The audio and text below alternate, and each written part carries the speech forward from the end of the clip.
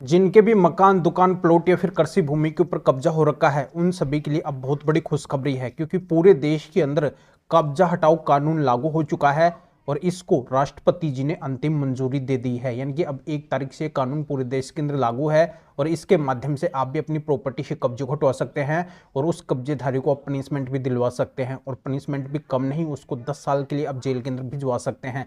तो इससे आपका बहुत बड़ा फायदा होने वाला है। जो आपकी वर्षों से आपकी प्रॉपर्टी कब्जेधारी के हाथों के अंदर थी, वो प्रॉपर्टी अब कब्जा मुक्त होकर फिर से आपके हाथों के अंदर आ जाएगी और उस कब्जेधारी को जेल भी हो जाएगी, उसको सजा भी मिल जाएगी। तो किस तरीके से कानून काम करेगा और कौन सा ये कानून है, इसकी डिटेल के अंदर जानकारी इस वीडियो के अंदर मैं समझाऊंगा आपको। वीडियो बहुत ही खास और बहुत ही महत्वपूर्ण है।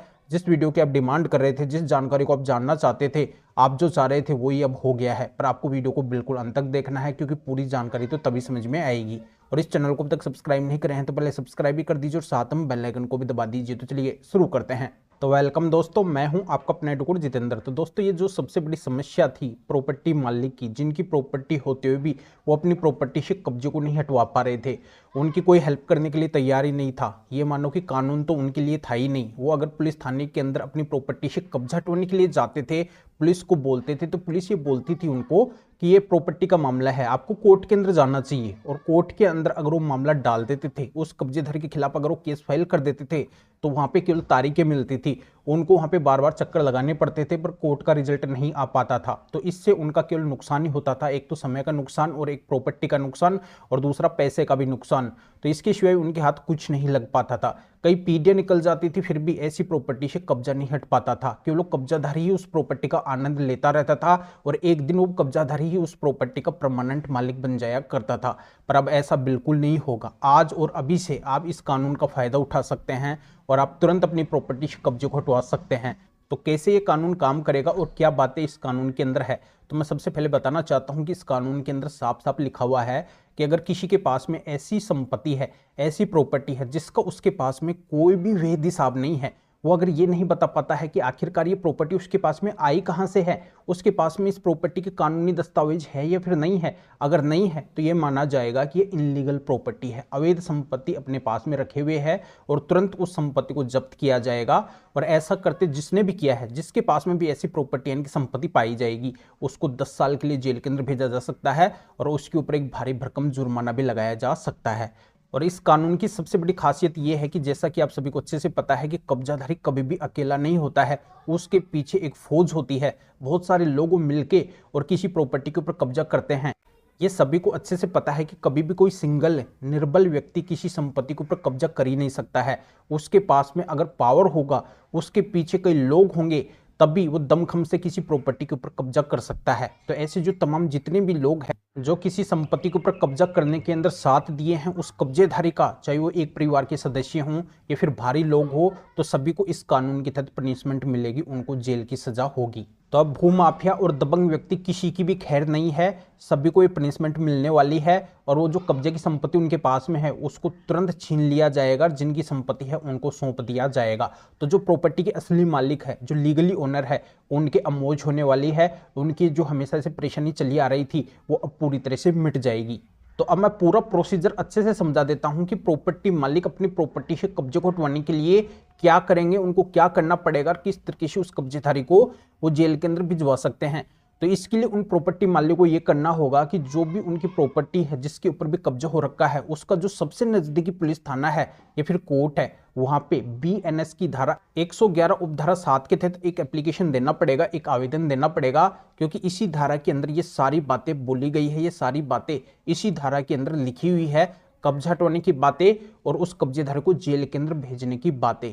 पर सबसे खास बात मैं बता देता हूं कि इस धारा के तहत पुलिस कार्रवाई कैसे करेगी, कोर्ट कार्रवाई कैसे करेगी और उस कब्जेधारी से उस कब्जे की संपत्ति को कैसे छीनेगी, उस कब्जेधारी को जेल के अंदर कैसे भेजेगी। तो मैं आपको समझा देता हूं कि पुलिस आपकी मदद तभी करेगी, कोर्ट आपकी मदद तभी करेगी जब आप वहां पे माननीय सुप्रीम कोर्ट के स्पेशल कब्जा हटवाने के 7 जजमेंट्स पुलिस थाने के अंदर दिखाएंगे या फिर कोर्ट के अंदर दिखाएंगे, जहां पे भी आपका कब्जे से संबंधित मामला चलेगा। ये कब्जा हटवाने का जो एप्लीकेशन आप लगाएंगे उसके साथ में आपको माननीय सुप्रीम कोर्ट के स्पेशल कब्जा हटवाने के 7 जजमेंट्स भी लगाने पड़ेंगे। इन 7 जजमेंट्स को भी आपको वहां पे दिखाना पड़ेगा, क्योंकि इन्हीं 7 जजमेंट्स के अंदर माननीय सुप्रीम कोर्ट ने कब्जा हटवाने की गाइडलाइंस बोली है, कब्जेधारी के खिलाफ बातें बोली है कि अगर किसी भी कब्जेधारी को प्रॉपर्टी के मालिक हटाना चाहते हैं तो उस कब्जेधारी को उस प्रॉपर्टी को छोड़ना पड़ेगा, खाली करना पड़ेगा। उस कब्जेधारी का उस प्रॉपर्टी के ऊपर कोई भी अधिकार नहीं होगा। और कोई किराएदार भी अगर किसी प्रॉपर्टी के ऊपर कब्जा कर रखा है तो किराएदार का भी उस प्रॉपर्टी के ऊपर कोई भी अधिकार नहीं होता है। किराएदार से भी अगर प्रॉपर्टी के मालिक अपनी प्रॉपर्टी को खाली कराना चाहते हैं तो किराएदार को भी उस प्रॉपर्टी को खाली करना पड़ेगा। और सबसे खास बात, माननीय सुप्रीम कोर्ट ने इन 7 फैसलों के अंदर, इन 7 जजमेंट्स के अंदर बोली है कि अगर किसी के पास में अवैध संपत्ति है जिसका उसके पास में कोई भी वैध हिसाब नहीं है, कोई भी उसके पास में उस संपत्ति का कानूनी दस्तावेज नहीं है, तो उस कब्जेधारी का उस संपत्ति के ऊपर कोई अधिकार नहीं होगा। उस कब्जेधारी को उस संपत्ति को छोड़ना पड़ेगा। तो ये सभी की सभी महत्वपूर्ण बातें माननीय सुप्रीम कोर्ट ने कब्जा हटवाने के लिए कब्जेधारी के खिलाफ इन जजमेंट्स के अंदर बोली है। तो इन माननीय सुप्रीम कोर्ट के 7 फैसलों को, इन 7 जजमेंट्स को जब आप अपने पुलिस थाने या फिर कोर्ट के अंदर दिखाएंगे तभी वो आपकी प्रॉपर्टी से कब्जा हटवाने के लिए तैयार होंगे और तभी वो 111 उपधारा 7 के तहत उस कब्जेदारी के खिलाफ कार्रवाई करेंगे, उसको जेल के अंदर तभी भिजवाएंगे, अन्यथा बिल्कुल भी नहीं भिजवाएंगे। तो ये जानकारी मैं आपको फिर से संक्षिप्त के अंदर अच्छे से समझा देता हूं और ये जानकारी आपकी अच्छे से समझ में आ गई भी होगी कि आपको अपनी प्रॉपर्टी यानी कि संपत्ति से कब्जा हटवाने के लिए 2 काम करने पड़ेंगे। एक काम तो आपको ये करना होगा कि उस कब्जेदार के खिलाफ आपको अपने पुलिस थाने या फिर कोर्ट के अंदर 111 उपधारा 7 के तहत एप्लीकेशन देना पड़ेगा, आवेदन देना पड़ेगा। और इस एप्लीकेशन या फिर आवेदन के साथ में आपको माननीय सुप्रीम कोर्ट के स्पेशल कब्जा हटवाने के 7 जजमेंट्स लगाने पड़ेंगे। 7 जजमेंट्स आपको वहां पे दिखाने पड़ेंगे, तब आपकी प्रॉपर्टी से कब्जा भी हट जाएगा और उस कब्जेधारी को जेल के अंदर भी भेज दिया जाएगा। ये माननीय सुप्रीम कोर्ट के स्पेशल कब्जा हटवाने के 7 जजमेंट्स तो इतने महत्वपूर्ण और इतने खास है कि इनको आप कब्जा हटवाने के हर केस के अंदर लगा सकते हैं। अगर आपका अब से पहले कभी कोई भी कब्जा हटवाने का केस चल रहा है या फिर आप नया कब्जा हटवाने का केस डालने वाले हैं तो हर कब्जा हटवाने के केस में ये माननीय सुप्रीम कोर्ट के 7 जजमेंट्स आपके काम आने वाले हैं। यानी कि इन माननीय सुप्रीम कोर्ट के कब्जा हटवाने के 7 जजमेंट्स को लगाते ही उस कब्जा हटवाने के हर केस का रिजल्ट प्रॉपर्टी मालिक के पक्ष के अंदर आ जाएगा, उन संपत्ति मालिक के पक्ष के अंदर आ जाएगा जिनकी भी प्रॉपर्टी के ऊपर कब्जा हो रखा है। मैं आपको एक हकीकत बात बताता हूं कि आज तक पूरे देश के अंदर जिनकी भी प्रॉपर्टी से कब्जे हटे हैं वो केवल इन माननीय सुप्रीम कोर्ट के 7 जजमेंट से ही हटे हैं। यानी कि जिन प्रॉपर्टी मालिक को इन 7 जजमेंट्स का पता था केवल वो ही अपनी प्रॉपर्टी से कब्जे को हटवा पाए हैं इन 7 जजमेंट्स को अपने कब्जा हटवाने के केस में लगा के। अन्यथा और पूरे देश के अंदर अभी तक और किसी की भी प्रॉपर्टी से कब्जा नहीं हट पाया है। तो दोस्तों ये वीडियो मेरे बनाने का मकसद यही है कि जिनकी भी प्रॉपर्टी के ऊपर कब्जा हो रखा है और वो बिना वजह परेशान हो रहे हैं तो उनको अब परेशान नहीं होना पड़ेगा, क्योंकि उनको इस वीडियो के माध्यम से पता चल जाएगा कि उनको अगर अपनी प्रॉपर्टी से कब्जे को हटवाना है तो उनके पास में ये स्पेशल माननीय सुप्रीम कोर्ट के 7 जजमेंट्स होना बहुत ही जरूरी है। तो आखिरकार ये स्पेशल माननीय सुप्रीम कोर्ट के कब्जा हटवाने के 7 जजमेंट्स कौन से हैं जिनसे तुरंत कब्जा हटवाया जा सकता है। तो इनको अगर आप हमारे से लेना चाहते हैं तो इस वीडियो के डिस्क्रिप्शन के अंदर जाइए, क्योंकि इन जजमेंट्स की जानकारी हर किसी को नहीं है और ये जजमेंट्स हर किसी के पास में नहीं है। या फिर जो स्क्रीन के ऊपर आपको हमारे 2 नंबर दिखाई दे रहे हैं तो इन दोनों में से भी आप हमारे किसी भी नंबर की एरिया या फिर व्हाट्सएप के ऊपर भी मैसेज करके और आप बता सकते हैं कि आपको माननीय सुप्रीम कोर्ट के स्पेशल कब्जा हटवाने के 7 जजमेंट्स की जरूरत है।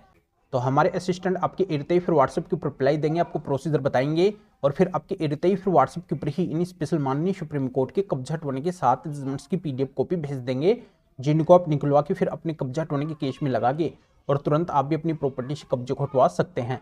या आप मेरे से फ़ोन के ऊपर बात करना चाहते हैं किसी भी कानूनी समस्या के समाधान के लिए, तब भी आप हमारे इन दोनों में से किसी भी नंबर की एरिया फिर व्हाट्सएप के ऊपर मैसेज करके हमारे असिस्टेंट से अपॉइंटमेंट बुक करवा के फिर आप मेरे से फ़ोन के ऊपर भी बात कर सकते हैं। पर सबसे विशेष और खास बात यह है कि हमारे असिस्टेंट इन जजमेंट्स की PDF कॉपी को आपको भेजने का और मेरे से फोन के ऊपर बात करने का, अपॉइंटमेंट बुक करने का कुछ चार्ज लेंगे। इसकी डिटेल इस वीडियो के डिस्क्रिप्शन के अंदर है। तो आप बिना वजह मैसेज ना करें, इन जजमेंट्स की PDF कॉपी अगर आपको हमसे लेनी है या फिर मेरे से फोन के ऊपर बात करने का, अपॉइंटमेंट बुक करवाना है, तभी आपको मैसेज करना है। अभी आप इस वीडियो को लाइक भी करें, शेयर भी करें, जो और लोगों को इस कानूनी प्रोसीजर का पता चल सके, वो भी अवेयर हो सके, वो भी इन स्पेशल जजमेंट्स के माध्यम से इस तरीके से बड़ा फायदा उठा सके। तो फिर आगे मिलेंगे फिर नोटो के साथ में। आप सभी का बहुत बहुत धन्यवाद।